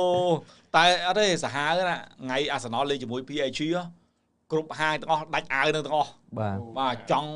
កប់ក្នុងកលៀនកឡុកណាលោកអស់ច្រើនណាបាទអត់ទេគេពាក់តែមើលថ្ងៃនៅកោះពេជ្របាទគេជុំគ្នាមើលតាមផាប់ថ្ងៃនៅកោះពេជ្រហ្នឹងខ្ញុំច្រឡំដើរកាត់ហ្នឹងហើយខ្ញុំពាក់អាវ Man U អូខ្ញុំដើរពីហូបអីចិត្តហ្នឹងតែសុបាយដែរឃើញងោច្រើនណាលឺត្រាញ់មិញចប់ហើយបាទនិយាយអំពីទម្រង់មកមកនោះអូ Walking មកវិញMan U ទីផ្សាររដូវ Man U ទីផ្សាររដូវកាលនេះគឺលេងតាក់ទិចបែបឲ្យគេស្មានមិនត្រូវព្រោះក្លឹបផ្សេងនៅចិញ្ចឹមចង់គោទីផ្សាររបស់ Man U បាទគោតម្លៃឈ្មោះទិញកីឡាករគោដៅរបស់ Man U អញ្ចឹងហើយត្រូវឲ្យគេស្មានមិនត្រូវគោដៅដែលក្លឹបចង់បានមែនទេមែន Man U ស្មាន Man U ចង់បានមែនដូចគាត់ចង់បានគូញ៉ាដូចគាត់ចង់បានអេមបាមូមិនមានអ្នកណាលោកថ្លើមគាត់ច្រើនគាត់ចិញ្ចឹមណែប្រហែលអ្នកហ្នឹងប្រសិនបើ Man U អត់មាន Arsenal អត់មាន Chelsea អត់មាន Spurs ទៅចូលដែរ Man U មិនតតម្លាក់ដល់ប៉ុន្មានទេនោះបាទដេញតម្លាក់ហ្មងបាទតែដល់ពេលដូច Man U ដល់ពេលប្រហែលអ្នកហ្នឹងគេដេញដូចទីផ្សារដោះអាទីផ្សារដេញពីហ៊ុនហ្នឹងបាទដេញឡើងអាយើងនេះកប៉ៅយើងស្ដើងដែរហើយណាមួយយើងមាន plan back up ដែរសុកចិត្ត Man U សុកចិត្តដើរចេញដងទៅណាយកអីយកទៅគាត់មិនទិញគាត់ទិញលើកមុនគាត់មើលលើ GA បាទគូញ៉ាហ្នឹងបើមូសសុទ្ធច្រើនជាងគេនៅក្លឹបហ្នឹងគាត់ត្រូវតែទិញឥឡូវមើល Man U ទិញគូញ៉ាទិញ MMU អ្នកណារំពឹងថាពីរនឹងលេងបានប៉ុណ្ណឹងបាទបើ Man U កំពុងតែរកម្មរកោសដូរគ្រូដូរអីទៀតតែទីបំផុតនៅពេលដែល Man U ទិញបានពីរហ្នឹងថែមម្ដងបន្តិចរៀបឆ្កឹះឆ្កៀលអាចាស់ថែមថ្មីថែមម្ចាស់ឆ្កឹះឆ្កៀលតម្រងខ្លះបាទសុកមកល្អទាំងព្រមវិញទៅបាទអាល្អទាំងព្រមហ្នឹងខ្លាចណាតែបើទៅទាំងព្រមដែរដល់ពេលអញ្ចឹងមានអ្នកណានឹកស្មានអញ្ចឹងបានឆ្នាំនេះទោះបីជាប្រមាណអ្នកហ្នឹងរបូតទៅមែនក៏ប៉ុន្តែសួរតែ fan Man U ខឹងអត់ខឹងតែសួរតែឆោឡោពេញសារព័ត៌មានអត់ទេមានអ្នកគូងស្គរឲ្យឆោឡោដែរតែដល់ពេលលេងទៅឃើញកើតនិយាយស្ងាត់សំខាន់លេងឈ្នះ Madrid ស្ងាត់ទៀតបាត់ហើយបាទអញ្ចឹងណាសឹកស៊ីដល់សឹកស៊ីកប់អ្នកមិនស្ងាត់មានតែអ្នកនៅ London ណៅលេងជាមួយកីឡាករគេដាក់ជើងអញ្ចឹងណាតែប៉ុណ្ណឹងមិនទេទៅ Premier League ដឹងហើយសមិនខ្មៅមិនដឹងហើយមានចាញ់មានឈ្នះតើមានទៅស៊ីដាច់ឈ្នះស្អីគាត់Lewis Hall ត្រឹម50ទៅ60 Lewis Hall មិនមែន Man U ឲ្យ65លានផោនណាអត់ឲ្យលើហ្នឹងឯងព្រោះខ្សែការពារអត់ឲ្យលើដោយសារតែ65លានផោនហ្នឹងបើយើងនិយាយគេថា full ហើយ full option ហើយពីព្រោះដោយសារអី21ឆ្នាំជនជាតិអង់គ្លេសអាហ្នឹង full ហើយតែបើថាអ្នកឯងជនជាតិអីហ្នឹងមិនស្រួល30លានទេត្រូវបាទដោយសារអង់គ្លេសបើខ្ញុំនិយាយគ្រាន់តែអាយុគាត់មួយវា50លានបាត់ហើយណាបាទអាយុ21 22ហ្នឹងហើយ50លានបាត់ហើយហ្នឹងហើយកងត្រាទៀតអញ្ចឹងដូចអញទិញសាន់តូសនេះ50លាន ថោនគាត់តែអាយុគាត់ហ្នឹងវា50លានបាទហើយនៅកុងត្រានេះទៀតអត់ទាន់គិតពី credit របស់គាត់ផងអញ្ចឹងវាទីផ្សារសាហាវតើយើងឆ្លាស់ហើយដោយលោក Jacob Ben គាត់និយាយគាត់ថាអត់មានអាណារវល់ជាង Man U ឯងបកភាសាខ្មែរសួរស្ដាប់អាលើទីផ្សារដល់កីឡាករ Man U រវល់ជាងគេតែស្ងាត់ជាងគេចេះវិញហេតុអីបានស្ងាត់គឺគាត់លាក់ការដូចបងអានខមមិនមិញយើងលាក់ហើយគេ rap អានឹងទុកគេអត់ឲ្យដឹងទេឲ្យដឹងទេតែគាត់ថាវាគេតែលាក់ទៅបាត់ឆឹងតែគាត់ថាលាក់អត់ឲ្យដឹងទេព្រោះគេចង់កុំឲ្យដូចបងយើងគេកោហើយតែសារព័ត៌មានទៅក្ដុងក្ដាំងគួស្គរវិញហ្នឹងវាពិបាកគាត់ទៀតអញ្ចឹងគាត់ត្រូវតែបដូរទិសដៅរបស់គាត់ហើយវាពិបាកនិយាយទៅចាប់ពីពេលនេះទៅសារព័ត៌មានគ្រាន់តែគេឲ្យទូងស្គរទេបាទការពិតគេអត់ប្រាប់ទេអត់ប្រាប់ទេទុកឲ្យអ្នកសារព័ត៌មានទូងស្គរទៅអញ្ចឹងមិនប្រកាសថា Lewis Hall មិនប្រកាសថា Lewis Kelly នឹង Man U ត្រូវទិញណាពេលខ្លះ Man U ឃើញអាអ្នកណាផ្សេងបាត់ហើយបាទតែខ្លាចលោ Man U ទៅចរចាទៅបង្ហើបសារព័ត៌មានទៅ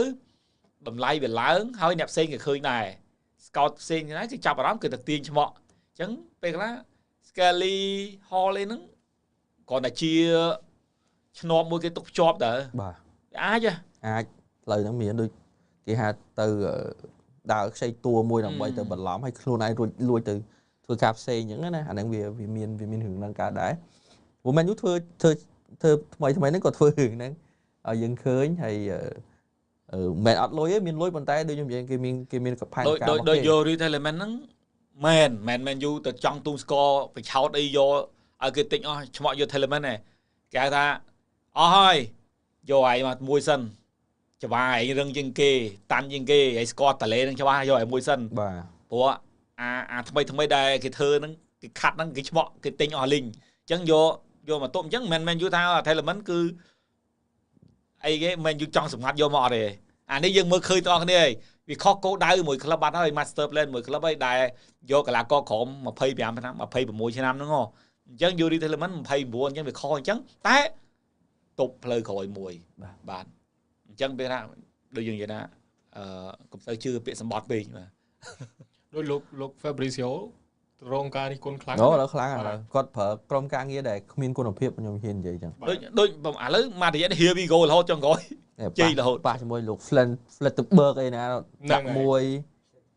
ប៉ះណាល្មងញឹកណាមានអាល្មងញឹកណារឿង Here we go ផ្ដេសផ្ដាស់ហ្នឹងគាត់គេស្ដីឲ្យហើយគេឌីលគាត់ថា copy paste ទៀតណាត្រូវគេអាហ្នឹងគេថាឲ្យគាត់តែមិនមែនគាត់ទេបើគាត់ឥឡូវមានក្រុមការងារគាត់ហ្នឹងវាមិនមែនគាត់ផ្ទាល់គាត់ចាំតែចេញវីដេអូនៅ YouTube ហ្នឹងបើមើលលើបច្ចុប្បន្នទៅមិនទៅកាន់ទូរស័ព្ទចុចដូចមុនទៀតណាឥឡូវហ្នឹងមុនយូរគាត់ផុសមួយហ្នឹងឥឡូវមួយថ្ងៃគាត់ផុស50ហ្នឹងតែគេទៅ holiday Mbappe គាត់ផុសដែរណាឥឡូវមួយសង្សារគេនោះហើយផុសយឺតជាងគេទៀតឥឡូវហ្នឹងយឺតជាងគេទៀតអត់ទេដោយសារតែគាត់ផុសបានលុយមើលទៅមកផុសគាត់អាចរកបានរាប់រយចឹងមិនគាត់ជាផុសហ្នឹងម៉ែណាមកផុស10នាទី 100k ហ្នឹងលុយសុទ្ធអាហ្នឹងលុយសុទ្ធបានតែស្រុកគេទៀតបាទអញ្ចឹងលោក Fabrizio គាត់យកក្រុមការងារមកហ្នឹងយកដើម្បីផុសដើម្បីយកលុយទេបាទអត់យកយើងណា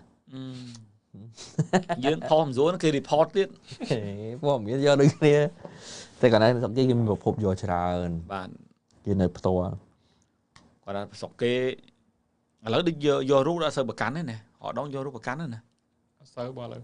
ដូចជាគេចិត្តទលាច្រើនខ្ញុំឃើញគេសួរច្រើនបងតាក់ទងមួយ fantasy មានអត់ដឹងអូ fantasy បងគិតបាទ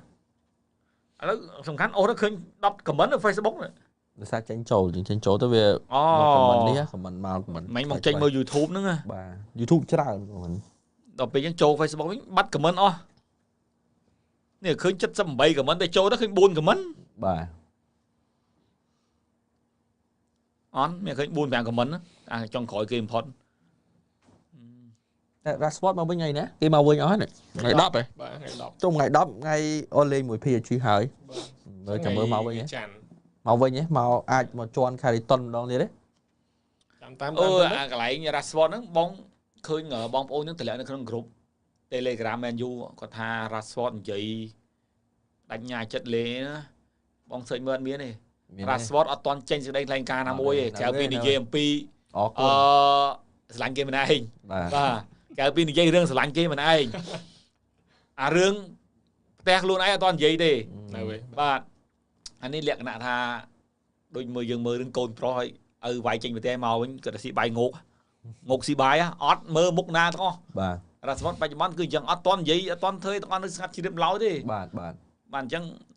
ពេលខ្លះដែរបងប្អូនគាត់តម្លាក់មកយើងចង់ដឹងណាថាមែនតែនអត់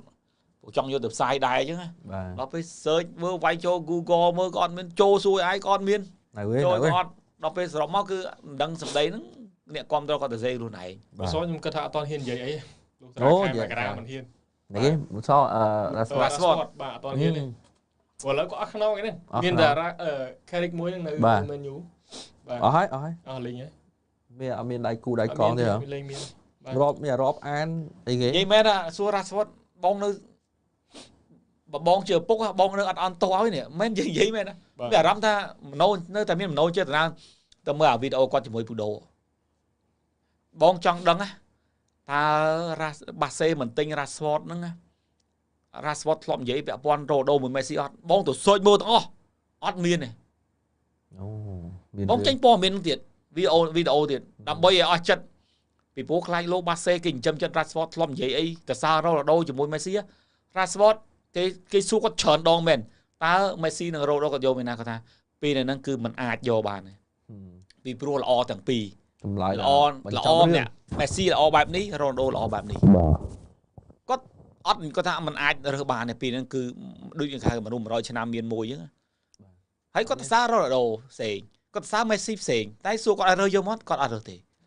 ពីព្រោះបងសង្ស័យថាបាសេហ្នឹងធ្វើបាប Rashford ដោយសារ Rashford ធ្លាប់និយាយបង្អាប់ Messi សារ Ronaldoខ្លាចអញ្ចឹងมันទៅ search មើលអត់មានទេ អត់មានទេណា អត់មានទេអញ្ចឹងមានថាបាសេនេះគឺវាមិនដឹងតែមានរឿងអីផ្ទៃក្នុងដល់ថ្នាក់ហ្នឹង មកពីបាសេអត់ចង់បើកលុយឲ្យហើយចង់បាន free ហ្នឹងគាត់ឆ្លាញ់ Rashford តែចង់បាន free ដូច Rashford free បើ Rashford ដូចឆ្នាំ2029នោះហើយ ហ្នឹងមិនគាត់ចង់ឲ្យខ្ចីជើងមួយឆ្នាំទៀតហើយបាន អូអត់ទេ Rashford 29ទោះ31ក៏ល្បឿន Rashford មិនមែនលក្ខណៈ Lewandowski លក្ខណៈ Zlatan ណា បាទ អ្នកបញ្ចប់ទីណា Rashford គឺអ្នកបង្កើតឱកាសហ្នឹងអញ្ចឹងតែចូលវ័យ30ជាងការបង្កើតឱកាសរបស់គាត់គឺធ្លាក់តាមហ្នឹងហើយអញ្ចឹងយើងវាបងចង់ search មើលស្អីគាត់មានសួរ AI សួរអីគាត់អត់មានថាតើក្រៅពី plan របស់បាសេគេចង់បាន Gordon ចង់បាននោះផ្សេងហ្នឹង Rashford សួរចេញមកវាចង់ដឹងដែរអាណិតគ្នាដោយសារអាណិតហ្នឹងមិនចង់ដឹងដល់ថ្នាក់គេបងទៅ search មើលរឿងតើ10ឆ្នាំចុងក្រោយ Rashford ធ្លាប់និយាយ Messi ខ្លះប៉ះពាល់អត់មានដែរមាននិយាយ ទូកានិយាយតែគេអត់ដឹង យើងឲ្យ AI ប្រម៉ូទិនណៃមកទាំងអស់អត់មានទេហើយយើងទៅបង search មើលនៅក្នុង Google ទៀតក៏អត់មានដែរ តែនិយាយទៅវាអត់មាននិស័យមួយបាសេឡូណាតែប៉ុណ្្នឹងឯងហើយ គេថាមានវាសនាតែគ្មាននិស័យ បាទរងចាំមើលថ្ងៃ10មើលគាត់មក បានតែខ្ជាប់ពាក្យតែបានការនេះ អូជាប់ពាក្យបានការណា តែខ្ជាប់ពាក្យតែបានការ បាទ តែអាណិតពេក អាណិតគាត់តែគាត់រៀងធ្វើអីទៅអត់មានអ្នកគ្រប់គ្រងគាត់អត់បើអ្នកអត់មាន manager គាត់ដែរមានវាថាចេះកែលម្អគាត់ដូច Zlatan និយាយអីក៏មិនដែរខុសដែរប៉ុន្តែមួយម៉ាត់របស់ Zlatan ចុះមានក៏មាន manager របស់គាត់រៀបចំ plan របស់គាត់ដើរ មើលបើMan U នៅតែមានតែបើ Rashford ត្រូវតម្លៃណាមួយគាត់នឹងលក់ មួយម៉ាត់ហ្នឹងគឺធ្ងន់ណាស់ បាទគាត់ចេតនាគាត់គឺគាត់លក់តែគាត់ហៅ Rashford មកចរចាគ្នាក្នុងករណីចរចាគាត់ទុកផ្លូវឲ្យដើរដែរទេតែគ្រាន់តែ Rashford ខ្លួនឯងព្រមមិនព្រមតែប៉ុណ្្នឹងឯង មានអាមួយទេតាមពិតបើបងអាចស្មានទឹកចិត្ត Rashford បងអាចស្មានដឹងមួយ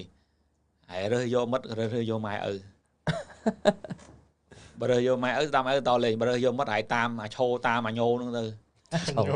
អាឈោអត់អាឈោកាលមុន freedom ឥឡូវ free agent អត់មាន club អត់មាន club លេងទេណា ចឹងមិនថាទៅតាមពីនឹងទៅអាហ្នឹងមិត្តចឹងមិនថារើសតាមម៉ែឪឬក៏រើសតាមមិត្ត ឥឡូវនេះ បើថារើសតាមម៉ែឪគេ remove ឲ្យចេញពីក្រុម freedom ឥឡូវនេះបើខ្ញុំមើលទៅខ្ញុំទំនោរខ្ញុំណាខ្ញុំមើលថា Rashford មានភាគរយបន្តនៅ Man U ច្រើនបាទvìខ្ញុំមើលទៅវាត្រូវចូលដល់ដំណាក់កាលនេះម៉ែឪសណ្ដោះប្រណីហើយលើកឡើងទៅឲ្យទី2បង្កើតមិត្តភ័ក្តិថ្មីទៅចូលចាំមិនថាបើជឿតាមម៉ែឪវាដឹងល្អហើយព្រោះគ្មានម៉ែឪណាចង់ឲ្យកូនចុះនរកទេខ្ញុំមើល Rashford មិនមនុស្ស9គេខូចទេមនុស្ស Rashford គេ9ខូចខ្លួនខ្លួនឯង មកដូចមានអាម៉ាត់មានអំបមូសើមនុស្សនាំសុបាយដែរតែអ្នកគេអ្នកមែនគេអ្នកខំលេងគេមិនល្អដល់គាត់គេលេងដូច Euro ដូច Heaven នេះតែក្មេងៗដែលមើលទៅស្តៀងគាត់ណាតែខ្ញុំគិតតែប្រកបមកគាត់រាប់អានមួយភាគថ្មីទៅហើយគេមានគូញ៉ាមានអីរបស់គេល្អទៅនាំគូញ៉ារំសបាយសុទ្ធបាត់ហ៎បាទតែគាត់គេអត់គេគ្រប់វិន័យគូញ៉ាគេគ្រប់វិន័យគេមិនគឺហាដូចគាត់តែរឿងបញ្ហាលេខបើគាត់មកគាត់ពាក់លេខប្រហែលលេខ14ទៅណេណាលេខចាស់គាត់19ហី19គាត់លើបលេខ11ឈុត21បាទ11នៅសឹកស៊ីតសឹកស៊ីចេញដល់លេខ9ហ្នឹងឯងលេខ9ណាពូសេស្កូត100%អត់តសេស្កូបែបមិនដូរទេដូរនេះមកទៅសង្ស័យដែរគេទំតម្លាក់ឲ្យនឹងលេខថ្មីហ្នឹងឯងសេស្កូឯងលេខបើដូរវាមិនទៅលេខ9ហ្នឹងឯងតែលេខ9ហ្នឹងលេខជួនកាលលេខ30គាត់អងសុយហ្នឹងហើយគាត់ចង់ប្រើតែសង្ឃឹមថ្ងៃនេះលោកគ្រូហុងសុយនៅសៀមរាបស្គាល់អត់នេះ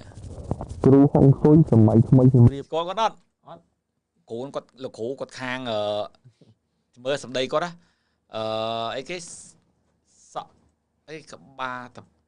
បាទទៅពេកកែបកង់បើមិនជុលមន់ក៏ផឹកស្រាគាត់ហ្នឹងមែនហ្នឹងហើយគាត់ហ្នឹងលោកគ្រូហ្នឹងបាទលឺតែសលេងអត់ទេគាត់ក៏ដល់ឲ្យតែក្បាលណារៀងកែបកង់ហៅតំពេកកែបកង់បើមិនជុលមន់ក៏ផឹកស្រាបងមើលគាត់ទៅចាំឡើយអញ្ចឹងទាំងអស់អញ្ចឹងអត់ទេតារាល្បីសាទៅកាត់សក់គាត់ច្រើនណាយហងសុយអាតំពេកកែបកង់គាត់កាត់ឲ្យស្មើហ្មងនិយាយមែនតើតំពេកកែបកង់បើមិនជុលមន់ក៏ផឹកស្រាឥឡូវលោកគ្រូខ្ញុំតំពេកកែបម៉ូតូអេចាំមើលទៅជួបគាត់ឲ្យគាត់មើលសក់ដែរអូណែលោតក៏ប៉ុណ្ណេះតើគេ mention បងវិតារ៉ូអត់មកនេះមើលសម្រាប់តំបន់ការពារស្លាបឆ្វេង1 Lewis Hall សម្រាប់ម្នាក់នេះខ្ញុំឲ្យចំណាត់ថ្នាក់លេខ2បន្ទាប់ពី Nuno Mendes និងនៅអង់គ្លេសគឺលេខ2បន្ទាប់នៅអង់គ្លេសគឺលេខ2បន្ទាប់ពីកូកូអេរេឡាបាទតម្រង់លេងរឹងមាំឡើងចុះលឿនមែនម៉ាកល្អជាជំរើសគាត់ភាព10ឆ្នាំទៅសម្រាប់ Man U នៅតំបន់ការពារឆ្វេងម្យ៉ាងគាត់ចរការនៅសូតុនអញ្ចឹងបាទSouthampton ពី MSL ល្អឆើតកាយសម្ទានងាយនឹងរបួសការពារជ្រាយណាស់ Danny Rose MSL ទៅអាមេរិក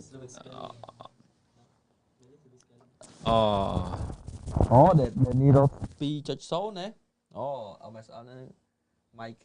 Mikey Lewis Skelly ហ្នឹងហើយគេកាត់គេណោះ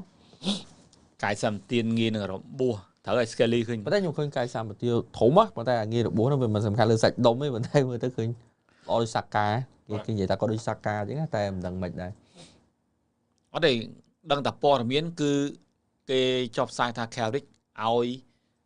number 1ឲ្យអាការចង់បានគឺទៅ Lewis Hall ច្រើនជាង Skelly បាទ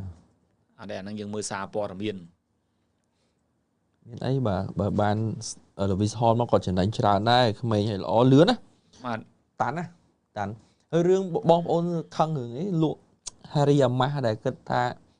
មើលទៅកាយសម្បត្តិដូច Lewis Hall គាត់ថាមួយក្មេងមួយអត់ក្មេងដូចគ្នាប៉ុន្តែCLC Harry Amah គេថាល្អមើលល្អឆើតតើល្អគុណអត់ទេទី1តាក់តងទៅនឹងកាយសម្បត្តិរបស់ Harry Amah គាត់ល្អិតពេកបាទតែសួរថាប្រើបានអត់ប្រើបានដូចបើពីហ្នឹងទៅទុកដូចជំនាន់ Man U មានបងប្អូនពីរអ្នកប្រេស៊ីលហ្នឹង Rafael និង Fabio ហ្នឹងបាទឃើញលេងបានក៏តែសួរថា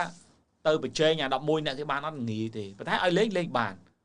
ទុក back up បានបាទតែបើ Man U លក់ឬក៏ឲ្យគេខ្ចីជើងពួកគាត់អាចមានឱកាសលេងច្រើនជាងហ្នឹងតែបើឲ្យខ្ចីជើងគ្រប់ត្រូលច្រើនជាងដូច Harry Amah លក់មិនគេដាក់តម្លៃឥឡូវ Obi Martin ត្រូវដៃ Man U ឲ្យខ្ចីជើងចាំមើលតា Man U ដាក់ Obi Martin ដែលទិញពី Arsenal មកអូនហ្នឹងណាបាទ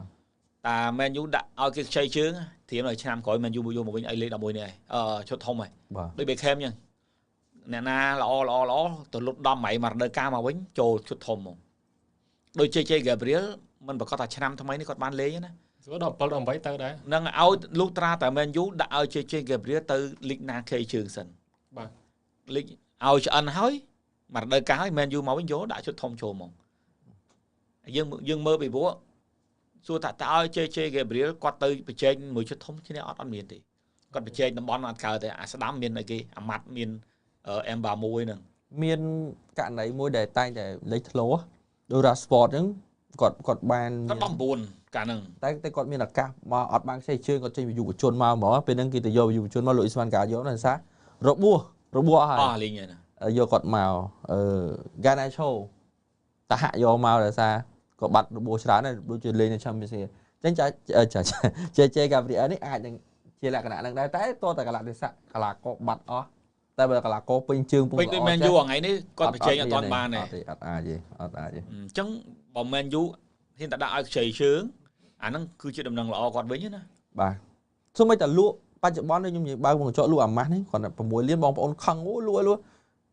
លក់បានលុយហើយមិនបានលុយតិចមែនបើក្មេងយើងអត់មានគាត់អត់មាន credit អត់មានអីអាចបានថាប៉ុន្តែយើងមើល Man U លក់បច្ចុប្បន្ននេះចងលក្ខខណ្ឌទិញមកវិញហើយនឹងលក្ខខណ្ឌយកភាគលៀបមកទៀតអញ្ចឹងការលក់ឲ្យគាត់ដូចបងយើងបើកផ្លូវឲ្យបានលុយហើយលេងល្អអាចទិញមកវិញក្នុងតម្លៃ30នៅក្នុង option buy មកវិញដូចជំនាន់ real ឲ្យ Richarlison មក Man U អញ្ចឹងតែយកបានព្រមហ្នឹងចង់ឲ្យទៅ Spurs ហ្នឹងគឺមាន option buy ត្រឡប់មកវិញហើយនៅក្នុងតម្លៃណាមួយអញ្ចឹងណាបាទ Man U ក៏ធ្វើអញ្ចឹងដែរពីព្រោះមួយរយៈក្រោយ Man U មិនលក់ទៅឆៅណាគាត់ថាគេទៅសេព័ត៌មានមិនអស់បាទគឺមិនអាចទៅរាយរាប់10-20ទំព័រឲ្យយើងមកនេះគេសេជាសង្ខេបឲ្យយើងទេអូខេចឹងអរគុណច្រើនបងប្អូនយើង live ថ្ងៃនេះគឺបានច្រើនដែរហើយបាទហើយអរគុណដល់បងប្អូនតែតែគ្រប់គ្រង live តាមរយៈ Facebook និង YouTube ហើយក៏អរគុណដល់ WWB 99បងប្អូនគឺឧបត្ថម្ភ Man U ឧបត្ថម្ភសូននេះយូរមែនទែនណាបាទទំនុកចិត្តនិងសុវត្ថិភាពបងប្អូនកុំភ្លេច WWB 99អញ្ចឹងកម្មវិធីអ្នកគ្រប់គ្រងក្លឹបបិសាចក្រហមនៅក្នុងស្រុកខ្មែរក៏ដល់ទីបញ្ចប់យើងជួបគ្នានៅសប្តាហ៍ក្រោយអាចនឹងថ្ងៃច័ន្ទវិញដោយសារថ្ងៃច័ន្ទម្សិលមិញហ្នឹងខ្មែរយើងទាត់អញ្ចឹងយើងលើកមកថ្ងៃគេនឹងទៅតែយើងដូរម៉ោងអីយើងនឹងធ្វើការបង្ហោះ poster តាមក្រោយអរគុណច្រើនអរគុណជំរាបលា